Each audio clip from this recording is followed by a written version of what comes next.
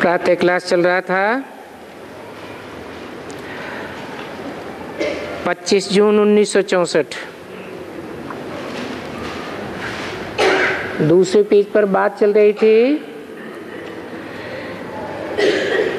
कि जब तक बाप आकर पावन न बनावे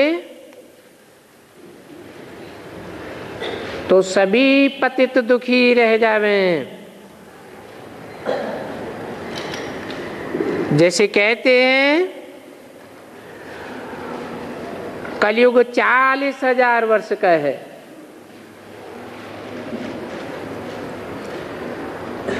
परंतु ये बात तो इम्पॉसिबल है।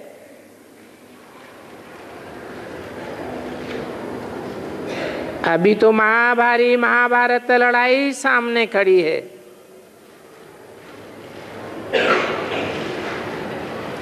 हिंदू, मुसलमान, सिख, ईसाई, दुनिया के सब धर्म के लोग आपस में लड़ रहे हैं। गीता में भी इसी बात को उठाया गया है। धर्म क्षेत्रे कुरुक्षेत्रे समवेतायुत्सवः। ये अनेक धर्मों का क्षेत्र है, युद्ध भूमि है। कलयुग के अंत में ही ऐसा होता है।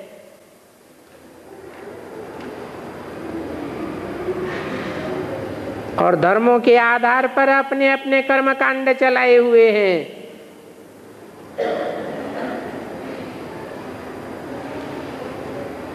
इस महाभारत लड़ाई में मुक्ति, जीवन मुक्ति के गेट खुलते हैं।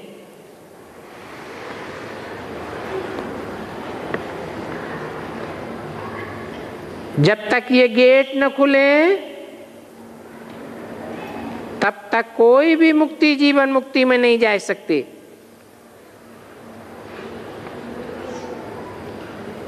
सब यहां ही भटकते रहेंगे। तो देखो कैसी भूल भुलैया है। सब टक्कर खाते ही रहते हैं। लिबरेट करो, शांति दो, परंतु सुख और शांति का दरवाजा खुलता ही नहीं।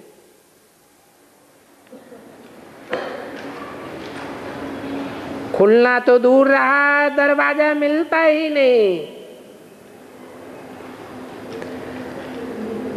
चाहते हैं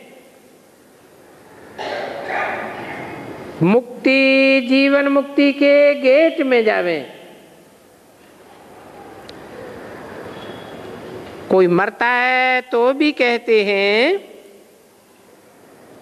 स्वर्गवास हुआ। अब नरक में मरते हैं तो नरक में ही जन्म लेंगे ना, स्वर्गवासी कैसे हो जाएंगे? इस दुनिया में स्वर्ग है ही कहाँ जो स्वर्गवासी हो जाएंगे? ऐसे ही कह देते हैं स्वर्गवासी हुआ। नेहरू ने शरीर छोड़ा तो भी कहा स्वर्गवासी हुआ, परंतु ये तो नरक है ना, वो भी स्वर्ग में जाए कैसे सकता है? जब तक के बाप ना आवे, राजयोग सिखावे, तब ही राजा रानी प्रजापद पाए सकते हैं। अभी ये है राजयोग की कमाई। जो कमाई बाप ही करना सिखाते हैं। ये कमाई कोई एक अर्जुन की नहीं है जो सिर्फ एक अर्जुन ने पुरुषार्थ का अर्जन किया हो, कमाई की हो। कहते भी है ना, किसने कौन सी कमाई की जो इतना साहूकार बना।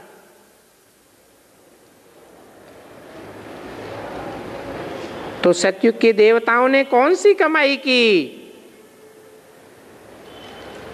जो ऐसे देवता बनते हैं।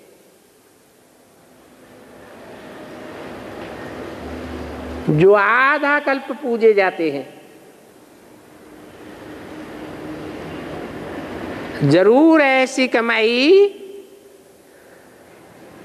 कलयुग के अंत में ही की होगी, जब अनेक धर्मों का आडंबर शुरू हो जाता है।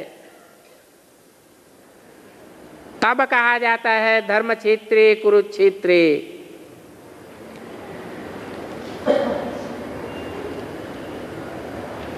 कलयुग अंत में आवे तब तो सतयुग बनावे। अभी तुम जानते हो कि हम ऐसी कमाई कर रहे हैं जो जाकर के स्वर्ग के मालिक बनेंगे। तो बाप अभी तुमको कर्म अकर्म विकर्म की सारी गति समझाते हैं।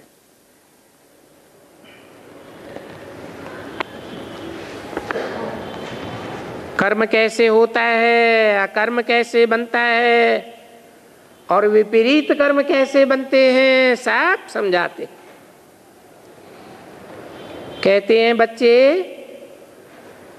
अब जो कर्म मैं तुमको सिखलाता हूं उन कर्मों की रिजल्ट तुम स्वर्ग में भोगेंगे। अभी तुम कलयुग और सतयुग के संगम पर हो।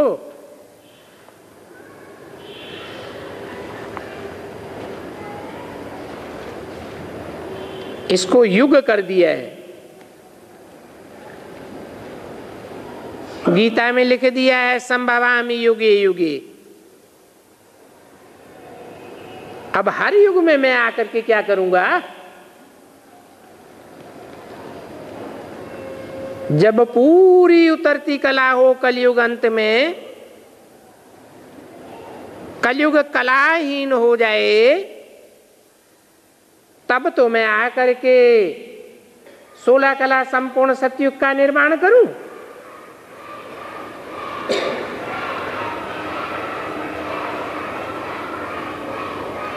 तो ये संगम युग है, कलयुग का अंत और सतयुग का आदि। इस संगम युग का कोई विद्वान पंडिताचार्य को पता नहीं है।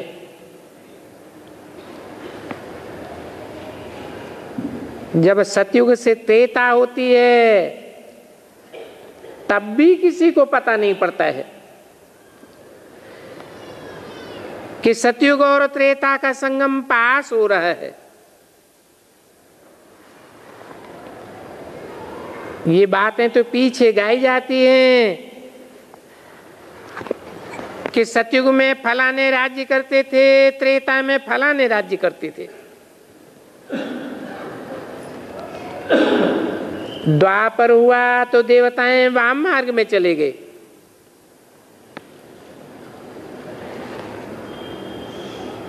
क्योंकि द्वैतवादी पुर हो गया ना, दो दो बातें बोलने लग पड़े। पहले एक ही देवता धर्म था, द्वापर हुआ तो पहले पहले दूसरा धर्म इस्लाम धर्म आया, तो द्वैतवाद शुरू हो गया ना।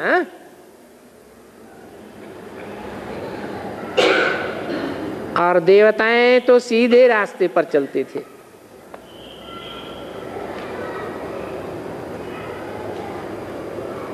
इस्लामी आए तो सब वाम मार्ग में चल पड़े। परंतु इन सब बातों का तुमको अभी पता पड़ा है।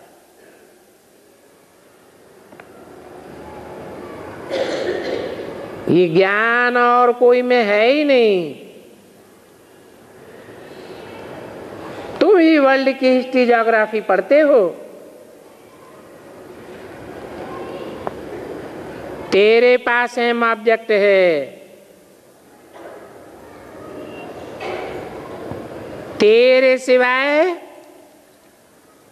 और कोई धर्म वाले के पास, कोई धर्म पिता के पास नर से नारायण बनने की एम ऑब्जेक्ट नहीं है।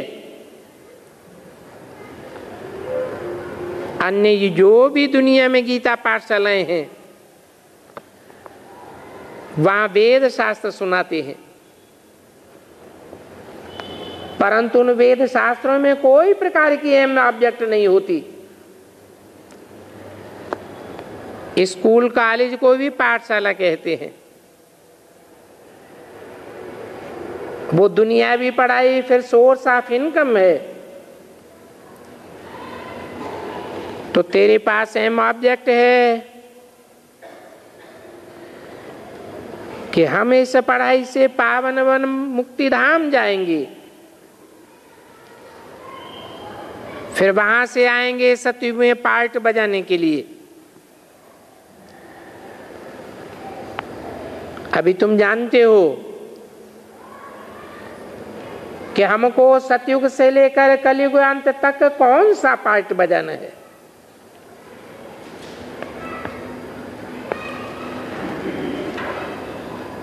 तुमको तो अपने पार्ट का सारा पता है।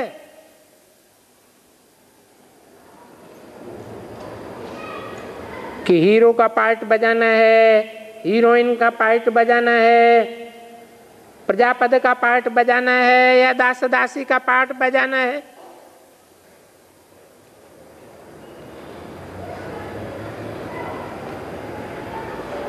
और बड़े बड़े साहूकार भी तो होते हैं ना। गाया भी जाता है राम राजा राम प्रजा राम साहूकार। अभी तो तुम बादल हो।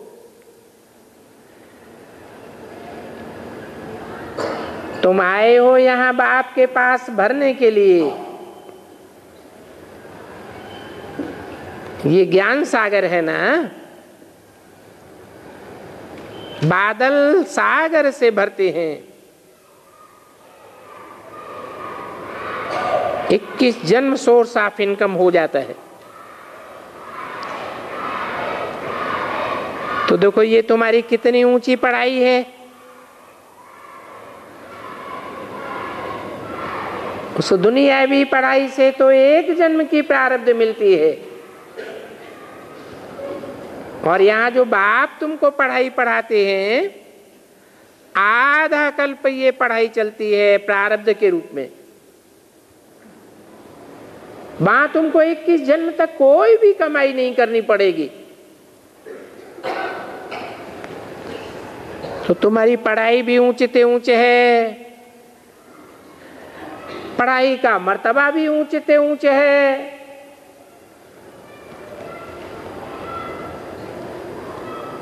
दुनिया में तो कितने महत्वाकांक्षी बड़े बड़े हुए कि हम सारी दुनिया के ऊपर राजाई करें, परंतु कोई भी हिटलर नेपोलियन ने सारी दुनिया के ऊपर राजाई नहीं प्राप्त की। ये तो तुमको बाप ही पढ़ाते हैं।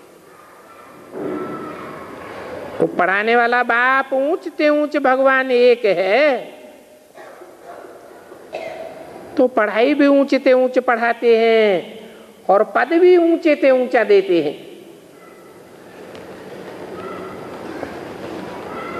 बाकी पढ़ने वाले तो सब भाई बहन हैं नंबरवार। ये ब्रह्मा सरस्वती, ये शंकर पार्वती, ये विष्णु आदि सब इनके बच्चे हैं। बच्चों को बच्चों से वर्षा नहीं मिलता है, वर्षा सदैव बाप से मिलता है।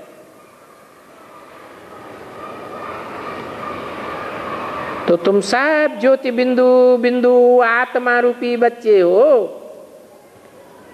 तुम सब आत्माओं का बाप एक ही परमपिता परमात्मा है, जिससे तुम्हें नंबरवार वर्षा मिलता है और जन्म जन्मांतर का वर्षा मिलता है। अभी जो जैसा पुरुषार्थ करेगा वैसा ही वर्षा मिलेगा। सारा मदार पुरुषार्थ और पढ़ाई पर है, और तुम्हारा पुरुषार्थ भी कितना सहज है। अच्छा, इतना ज्ञान कोई को नहीं सुना सकते हो तो 3 पैर पृथ्वी के लेकर अपने घर में ही गीता पाठशाला खोल दो, बोर्ड पर लिख दो कि यहां आकर के बाप से 21 जन्मों के लिए वर्षा ले लो। भले छोटा बोर्ड ही लगाओ और उसमें लिखो 21 जन्मों के लिए स्वर्ग की बादशाही आपका ईश्वरीय जन्म सिद्ध अधिकार है। ईश्वर से जन्म तो जरूर लेना पड़े। ईश्वरीय जन्म सिद्ध अधिकार का मतलब भी है पहले ईश्वर के बच्चे बने और बच्चा बनते ही जन्म सिद्ध अधिकार के अधिकारी बन जाते हैं। बल कोई आकर के तुमसे पूछे कि तुम परम पिता परमात्मा को माता पिता कैसे कहते हो, वो तो जरूर स्वर्ग का रचयिता है, तुमको समझाना पड़े, तुमको बताना पड़े। वो बाप आकर तुमको स्वर्ग का वर्षा देते हैं। अंग्रेजों में गाया भी जाता है हेवनली गॉडफादर, अर्थात हेवन का रचयिता है। ये दुनिया को नरक से स्वर्ग कोई भी नहीं बना सकता, एक बाप ही है जो अब जब इस दुनिया में आते हैं तो सारी नरक की दुनिया को स्वर्ग बना देते हैं। तो उनको समझाओ कि वो स्वर्ग का रचयिता बाप आया हुआ है, उससे तुमको वर्षा मिलना ही चाहिए। वो बाप कहते हैं निरंतर मुझे याद करो, सिर्फ मेरे को याद करो और सब को भूल जाओ।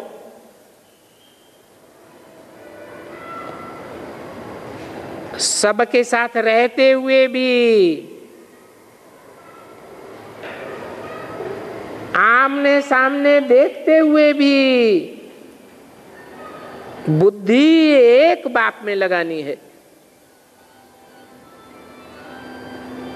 बाबा का भी फरमान मिलता है तो उस फरमान को सिर माथे पर रखना चाहिए। माताओं को भी समझाना है कि पति जिसको तुम ईश्वर कहती हो, पति परमेश्वर कहती हो, तो उनका भी फरमान तुम मानती हो ना।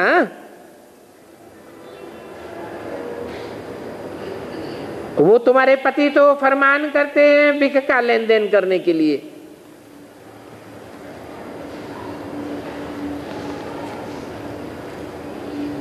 तुम्हारे द्वारा विषयी विकारी दुनिया बनाते हैं। विकारी बिच्छू टिंडन जैसे बच्चों को पैदा करते हैं। अभी बेहद का बाप आया हुआ है, वो बेहद का पतियों का पति है। वो कहते हैं अब ये मूत पीना बंद करो, बाप ऑर्डिनेंस निकालते हैं। ये ऑर्डिनेंस ब्राह्मणों के ऊपर लागू होता है।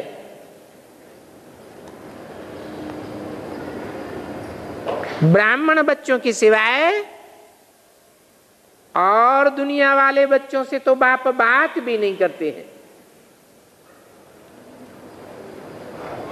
बाप आते ही ब्रह्मा तन में है ब्राह्मणों को रचने के लिए।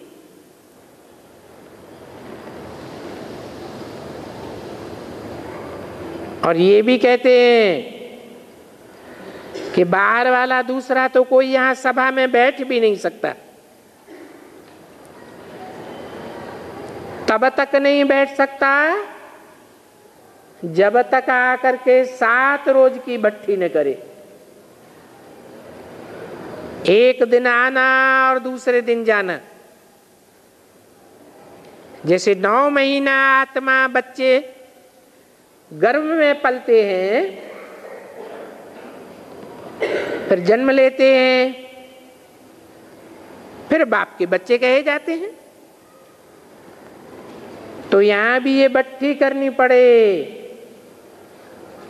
दुनिया से कनेक्शन बुद्धि का कट करना पड़े। जैसे बच्चा पेट में ही खाना लेता है, पेट में ही पानी लेता है, पेट में ही हवा लेता है, ऐसे तुम्हें भी 7 रोज की भट्ठी में पड़ना पड़े, फिर बाप के बच्चे बने।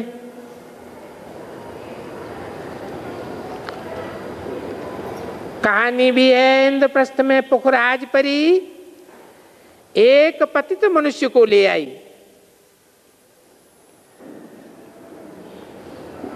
तो परी को भी सजा मिल गई और जिसको ले आई उसको भी सजा मिल गई।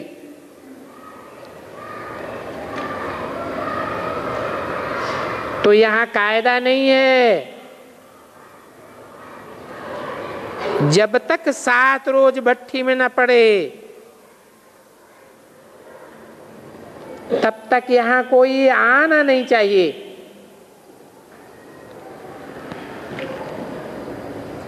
जैसे दूसरे देश में जाते हैं तो 7 रोज भट्ठी में डालते हैं,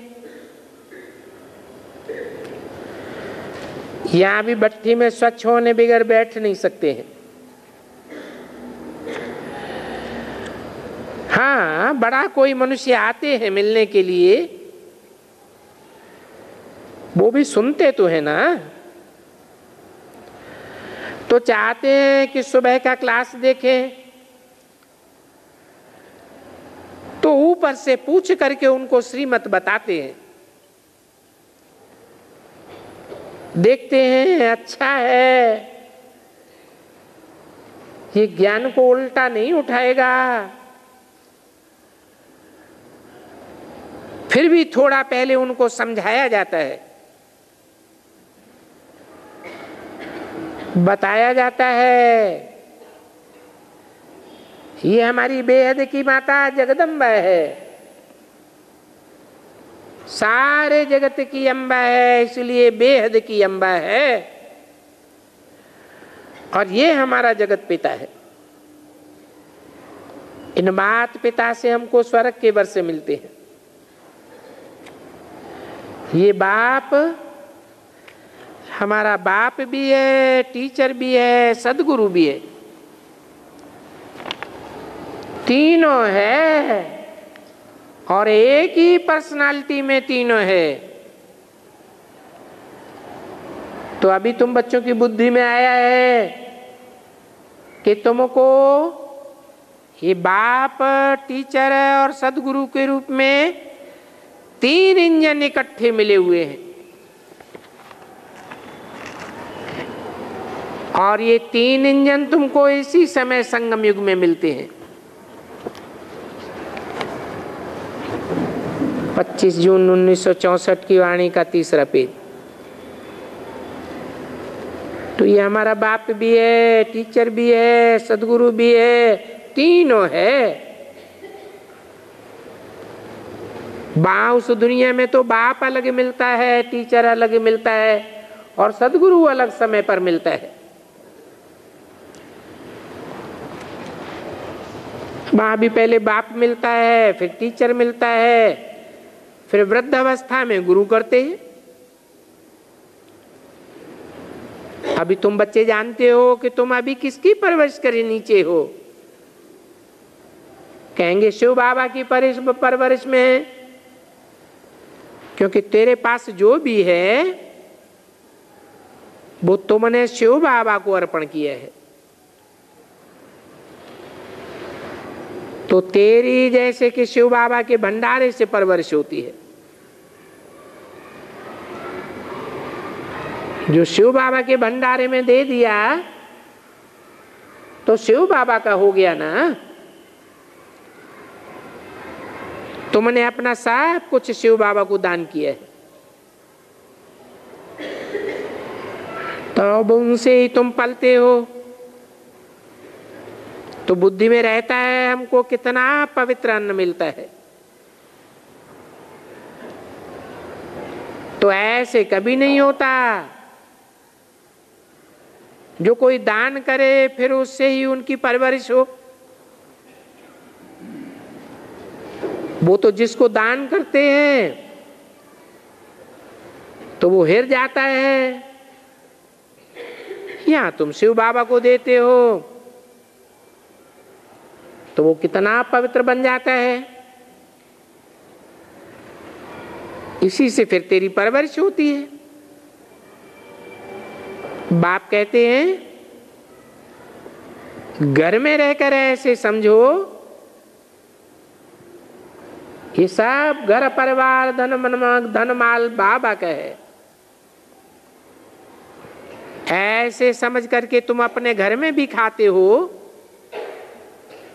तो हो बहु तुम शिव बाबा के भंडारे से खाते हो।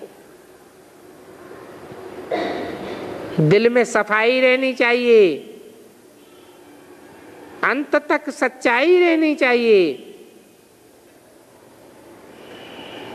उस घर बार में मेरा कोई ममत्व नहीं, क्योंकि तुम बाप का समझते हो ना। बाप का दिया हुआ है, बाप को अर्पण किया हुआ है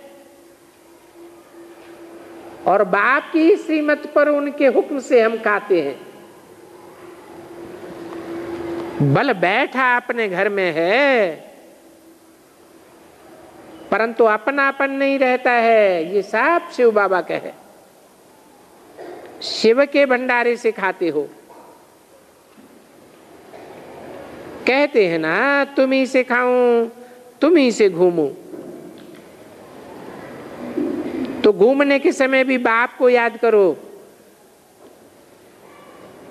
कि उनके ही साथ हम घूम रहे हैं, उनके साथ ही खाते हैं। अंदर में शिव शिव की रट्टा लगी रहे तो तुम्हारा सारा बुद्धियोग उन्हीं से लगा रहेगा। तुम एवर हेल्दी बन जाएंगे।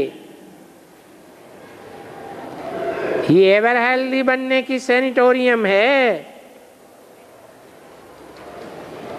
उस सैनिटोरियम में तो सारी रात सारा दिन सारी आयु नहीं रहते हैं, थोड़ा टाइम रह करके चले आते हैं। और यहां तो तुम सदैव ही बैठे हुए हो। एवर हेल्दी 21 जन्मों के लिए तुम बनते हो। तो तुम यहां किस लिए आते हो? 21 जन्मों के लिए सदैव एवर हेल्दी बनने के लिए आते हो। आधा कल्प पूरे 2 युगों तक सतयुग त्रेता में 21 जन्म के लिए तुम एवर हेल्दी बनते हो। हेल्दी भी बनते हो, वेल्दी भी बनते हो और एवर हैप्पी भी बनते हो। कभी भी दुख का नाम निशान नहीं आवेगा। तो तुम इसी ख्यालात से यहां आते हो ना। यहाँ कोई हवाखोरी के लिए व तीर्थों पर के लिए जाने के लिए तो नहीं आते हो। यहाँ तो तुम आते ही हो शिव बाबा के पास, और ये भी जानते हो कि बाप भी आए हैं पराए देश में, पराए तन में आए हैं। गीता जो गाई हुई है वो गीता भी कुछ तो रियल होगी ना। गीता में कुछ रियलिटी है तब तो लिखा हुआ है प्रवेश तुम, मैं प्रवेश करने योग्य हूं। जैसे मनुष्य आत्मा या काले मौत शरीर छोड़ती है तो सूक्ष्म शरीर धारण करती है, कोई में प्रवेश करती है ना, वो तो मनुष्य आत्माएं हैं। मेरा तो दिव्य जन्म है, मैं दिव्य तरीके से प्रवेश करता हूं। तुम आवाहन करते हो बाप के आने के लिए, तो जरूर उनको पतितों को पावन बनाने के लिए आना पड़े। पतित तो नहीं उनके पास परम धाम में जावेंगे। पावन होने के लिए बाप से पढ़ाई पढ़नी पड़े, बाप से योग लगाना पड़े, नहीं तो जा ही नहीं सकते। हर एक भगत की आत्मा पुकारती है कि बाबा आओ, तो बाप कहते हैं मैं आता हूं, और सबकी सदगति करने के लिए आता हूं। ऐसे नहीं कि सिर्फ सनातन धर्मी देवी देवताओं की सदगति होती है। सारी मनुष्य सृष्टि के मनुष्य मात्र की सदगति होती है।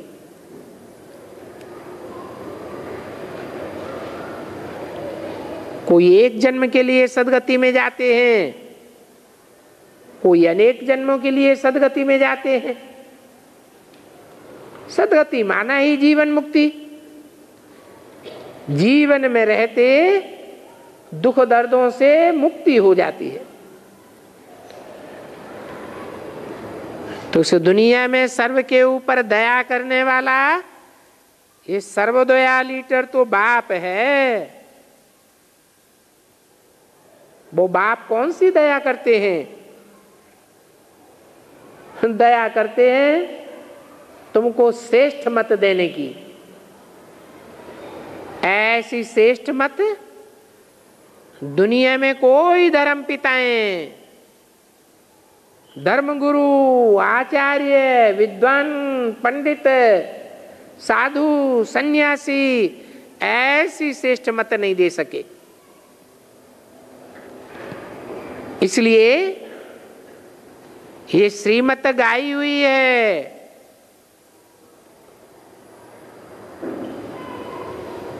किस रूप में गाई हुई है? श्रीमत भगवत गीता। सारी दुनिया में इसकी हर भाषा में अनेक प्रकार की टीकाएं और व्याख्याएं छपी हुई हैं। इस मशहूर गीता के वर्षंश सब कोई पढ़े हैं, परंतु वो तो भक्ति मार्ग की गीता है, मनुष्यों की लिखी हुई गीता है। जो भी धर्म पिताएं आते हैं वो ओरली सुनाते हैं या कोई लिखकर गीता रखते हैं। गुरु नानक ने कोई धर्म ग्रंथ लिखा क्या? क्राइस्ट ने कोई बाइबल लिखी क्या? बाप भी जब आते हैं तो ओरली गीता ज्ञान सुनाते हैं। जिस गीता ज्ञान की मत पर, श्रीमत पर चलने से तुम श्रेष्ठ बनेंगे अथवा स्वर्ग के मालिक बनेंगे। फिर जो जितना डायरेक्शन पर चलेंगे उतना बनेंगे। बाकी बाप कोई तकलीफ तो नहीं देते हैं,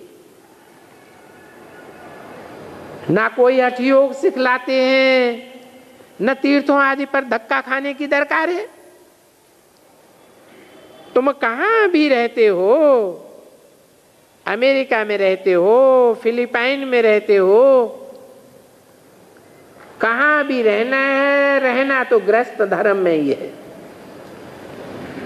धक्का खाने की कोई दरकार नहीं, परंतु तुम रहते हुए कमल फूल के समान जीवन बिताते हो।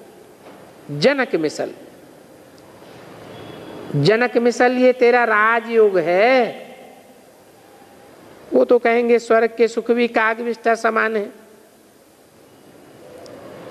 अरे स्वर्ग का रचयिता कौन है और नरक का रचयिता कौन है, ये तो जानते ही नहीं। नरक का रचयिता है रावण, तो नरक के सुख कागविष्ठा समान है। स्वर्ग का रचयिता तो भगवान है, जो सदैव ही स्वस्थिति में रहने वाला है, वो ही स्वर्ग रच सकता है। ये भारत का राजयोग तो मशहूर है, परंतु इस मशहूर राजयोग को कोई जानते नहीं है। बाप ही आकर के ये प्राचीन राजयोग सिखाते हैं। सन्यासी विदेशों में जाकर गपोड़े मारते रहते हैं कि हम भारत का राजयोग सिखाने आए हैं। अब प्राचीन योग तो प्राचीन बाप ही सिखावेंगे ना, उनसे पुराना तो कोई होता ही नहीं है। उनकी यादगार भी बनी हुई है, मंदिर भी बने हुए हैं। पुराने से पुराने मंदिर शिव के हैं, पुराने से पुरानी मूर्ति शिवलिंग ही है। दुनिया के हर भाग में जहां जहां खुदाइयां हुई हैं, वो पुरानी लिंग मूर्तियां मिली हैं। इससे साबित होता है कि वो बाप परमपिता परमात्मा ही प्राचीन है। इससे साबित हो जाता है कि वो गुरु लोग जो गीता सुनाते हैं वो तो ठगी है, ठगी। उनको कहो तो कहते हैं क्या इतनी सभी गीताएं झूठी हैं? अरे गीताएं अनेक क्यों होंगी? गीतापति भगवान एक है तो गीता भी एक ही होगी। एक तो पीछे बैठा अष्टावक्र गीता बनाई है, इसमें फिर जनक की बात लिख दी है ये सब भक्ति मार्ग की सामग्री। अब झाड़ को तो पूरा होना ही है, जब पूरा होगा तो जरूर तमो प्रधान होगा। तमो प्रधान के बाद फिर सारा झाड़ सा सब्ज बनेगा। तो तुम बच्चे आते हो माता पिता के पास रिफ्रेश होने के लिए और घड़ी घड़ी आते रहेंगे, क्योंकि सन्मुख में आने से तुमको मजा मिलता है और बहुत मजा मिलता है। परंतु यहां सदैव के लिए तो नहीं बैठ सकते, ये तो ला नहीं है, क्योंकि अपना घर गृहस्थ भी जरूर संभालना है। बाकी ये गीता पाठशाला, ये पाठशालाएं बहुत अर्जुन वृद्धि को पावेंगी। अगर ये विघ्न न पड़े तो ये गीता पाठशालाएं बहुत बढ़ जावे।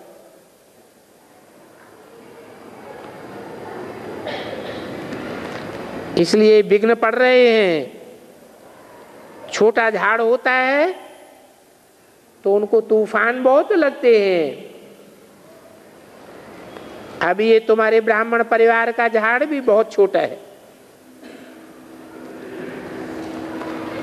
बाकी पाठशाला में कोई 500 इकट्ठे थोड़े ही बैठ पड़ते हैं।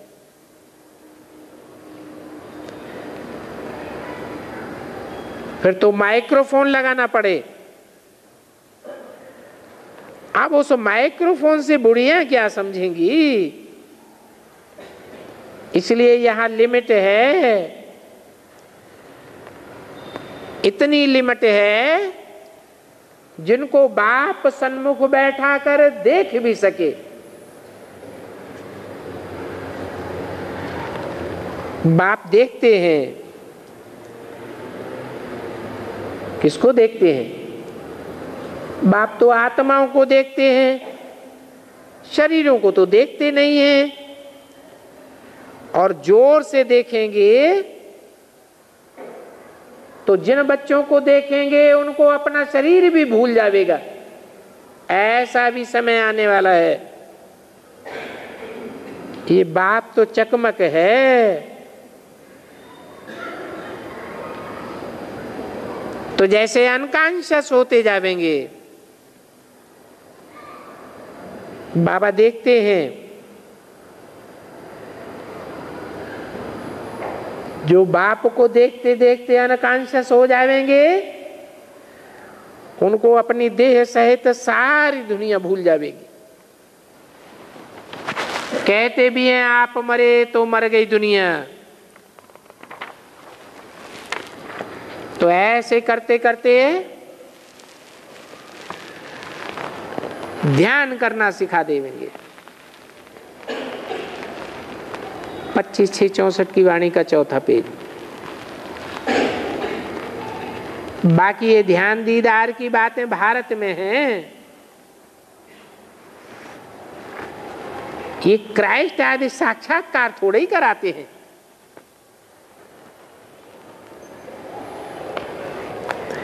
बाप कहते हैं कि भक्ति मार्ग में भी ये साक्षात्कार मैं कराता हूं,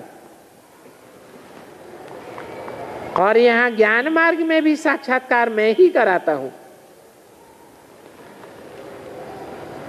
हाँ, यहां ज्ञान मार्ग में भक्ति की बातें नहीं है। ऐसे नहीं तुमको भक्ति का फल मिलता है,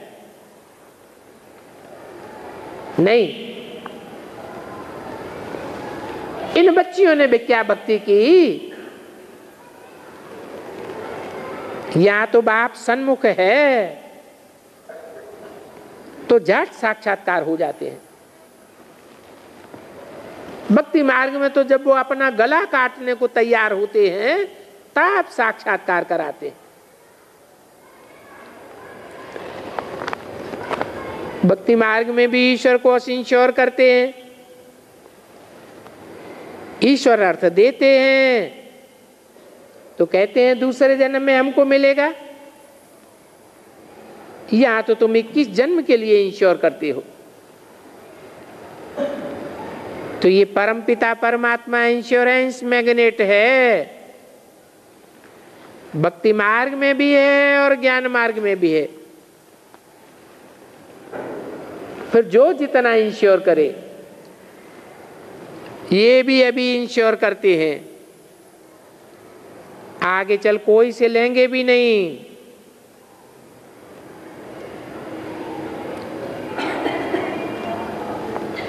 राजाएं आज आएंगे तो उन राजाओं से भी कहेंगे तुम हमसे लियो।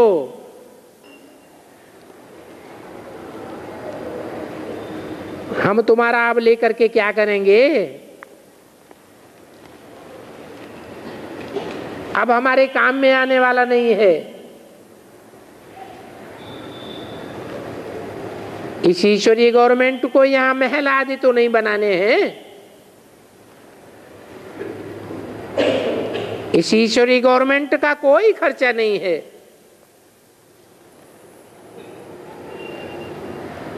गांधी ने भी स्वराज लेने के लिए करोड़ों रुपए खर्च किए हैं।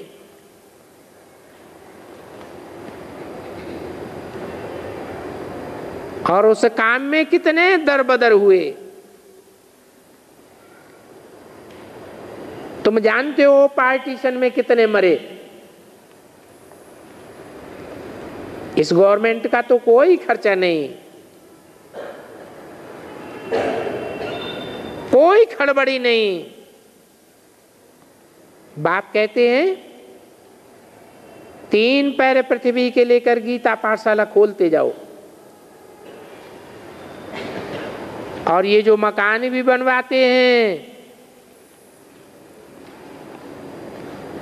तो बच्चे ही उनमें रहने के लिए आते हैं।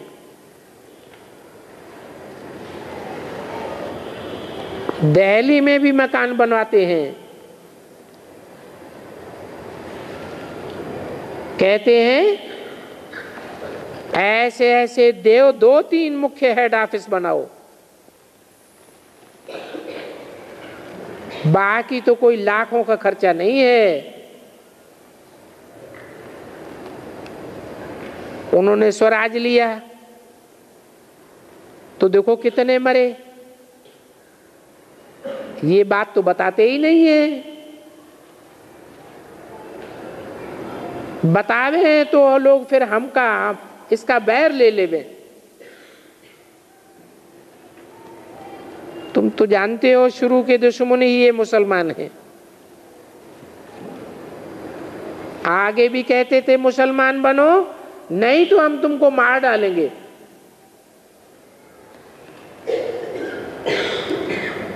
परंतु ऐसा जुल्म तो क्रिश्चियन से भी नहीं करते हैं। तो ये शुरू वाले दुश्मन अंत में भी लड़ते हैं। यवनों और कौरवों की युद्ध लगी है, महाभारी महाभारत युद्ध।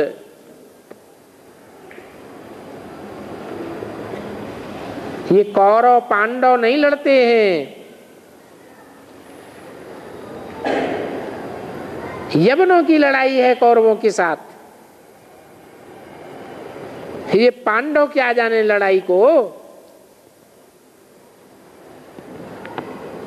इन पांडवों को तो पंडा बाप ने बाहुबल चलाना सिखाया ही नहीं है। सिखाते हैं राजयोग बल, कहते हैं राजयोग बल से विश्व की बादशाही लियो। और फिर ये भी कहते हैं योग भी मत बोलो, याद कहो याद। वहां राजा तथा प्रजा कहेंगे हम विश्व के मालिक हैं। यहां तो देखो सभी टुकड़े टुकड़े कर दिया है।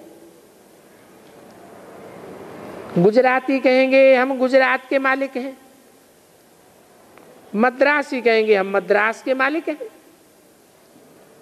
और फिर आपस में ही लड़ते झगड़ते रहते हैं। भाषाओं के आधार पर कितने झगड़े होते हैं, स्टेटिज्म के आधार पर कितने झगड़े होते हैं। यहां तो बाप तुमको विश्व का मालिक बनाने के लिए कितना सहज रास्ता बताते हैं। कृष्ण व्यवहार में रहते कमल फूल समान रहो, तो ये कमल फूल का मिसाल तेरे लिए है। परंतु कई चलते चलते आपस में ही फंस मरते हैं। इसलिए ब्राह्मणों की बजाय ये कमल फूल की निशानी विष्णु को दे दी है। स्वदर्शन चक्र भी तुम ब्राह्मणों का है। मनुष्य तो कुछ भी नहीं जानते हैं। जानते होते तो देवताओं को स्वदर्शन चक्र नहीं देते। देवताएं कोई स्वदर्शन चक्र थोड़े ही घुमाते हैं। स्व माने आत्मा, दर्शन माने 84 के चक्र को देखना। देवताओं को तो आगे पीछे के जन्मों का पता ही नहीं होता है। ये तो तुम ब्राह्मण बच्चे ही जानते हो, और ये सुदर्शन चक्र तुम्हारी बुद्धि में घूमना चाहिए। वो भक्ति मार्ग के मनुष्य तो नॉनसेंस बुद्धि है। तब तो जाकर के देवताओं के आगे गाते हैं मैं निर्गुण हारे में कोई गुण नहीं, आप ही तरस परोए। अब वो देवताएं क्या तरस करेंगे? बाप कहते हैं अगर इतना ज्ञान भी न सुनाए सको तो ये तो बता सकते हो कि बेहद का बाप बेहद सुख की सृष्टि स्वर्ग का रचयिता है। उनको याद करो तो तुम्हारी सदगति हो जाएगी। डीटी वर्ल्ड सावरेंटी क्या स्थापना होने वाली है। एक दिन ऐसा आवेगा जो तुम ये निमंत्रण पत्र एरोप्लेन से भी फेंकेंगे और एरोप्लेन विलायत में भी जाएगा ये निमंत्रण पत्र देने के लिए। वो निमंत्रण पत्र भी खूबसूरत होगा तो सब बड़े गौर से देखेंगे, परंतु जब तक गवर्नमेंट ऑफिसर न समझे तब तक वो फेंकने नहीं देंगे। यहां तो ऑफिसर्स के ऊपर भी ऑफिसर बैठे हैं, परंतु फिर भी एक दिन आएगा जो तुमको सैंक्शन मिल जाएगी।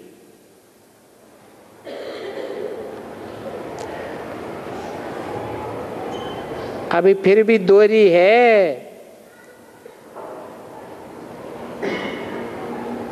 इस तरह सर्विस करने के लिए विलायत में जाने में भी देरी है। वो विलायत वाले भी हेवनली गॉडफादर को याद तो करते हैं ना, परंतु ये नहीं जानते कि उनको हेवनली गॉडफादर क्यों कहते हैं। उन विचारों को भी हेवनली गॉडफादर को याद करना आता ही नहीं है। वो तो गॉडफादर को निराकार मानते हैं। अब निराकार क्या निराकारी हेवन रचेगा? बेचारे जानते ही नहीं हैं कि वो निराकार एक व्यापी होकर किसी मनुष्य तन में आते हैं और हेवन की स्थापना कराते हैं। तुमको भी अभी पता पड़ा है कि वो एक व्यापी बाप कैसे है। तुम्हारे लिए तो याद करना भी बहुत सहज है। वो तो कह देते हैं सर्वव्यापी है, तो सर्व को कहां तक याद करेंगे? अभी तुम बच्चों को वापस जाना है, ये पुराना शरीर तो छोड़ना है। ये ज्ञान नटशेल का है। गीता में भी आदि में भी कहते हैं तो अंत में भी कहते हैं मन मना भव। ये पुरुषार्थ करो तो तुमको बहुत मदद मिलेगी। भविष्य में हेल्थ वेल्थ हैप्पीनेस सब कुछ मिल जाएगी। इस मन मना भव की स्टेज को ही कहते हैं साइलेंस। बाकी सब है आर्टिफिशियल साइलेंस। निर्वाण धाम में तो कोई संकल्प नहीं होता है। और सतयुग में भी फिर लड़ाई झगड़े नहीं होते हैं, शांति ही शांति है। घर में झगड़ा होता है तो कहते हैं अशांति है, और यहां तो घर घर में झगड़ा है। ऐसे कोई कोई ही घर होते होंगे जहां 4-5 भाई बहुत प्रेम से रहते हैं, तो अभी थोड़ा समय चलता है फिर खिटपिट चल जाती है। सतयुग में तो कोई भी खिटपिट नहीं होगी, शांति भी है सुख भी है।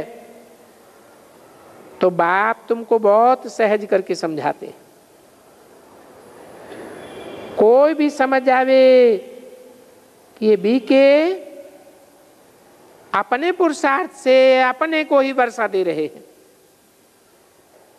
बाप है देने वाला, परंतु तकदीर में नहीं है तो यहां बैठे भी कुछ नहीं समझते। जैसे एक अहमदाबाद का बच्चा आता है, बाबा से मिलता है, बाबा पूछते हैं पवित्र रहते हो? तो कहते हैं नहीं, मैं तो शादी किया हुआ हूं, मैं पवित्र कैसे रहूंगा? तो बाप फिर पूछते हैं यहां फिर क्यों आते हो? कहते हैं हमें सुनना अच्छा लगता है इसलिए आता हूं। तो देखो ऐसे भी आ जाते हैं। ये तो पाप की दुनिया है। इस पाप की दुनिया में सब पापी हैं, सब पाप ही करते रहते हैं।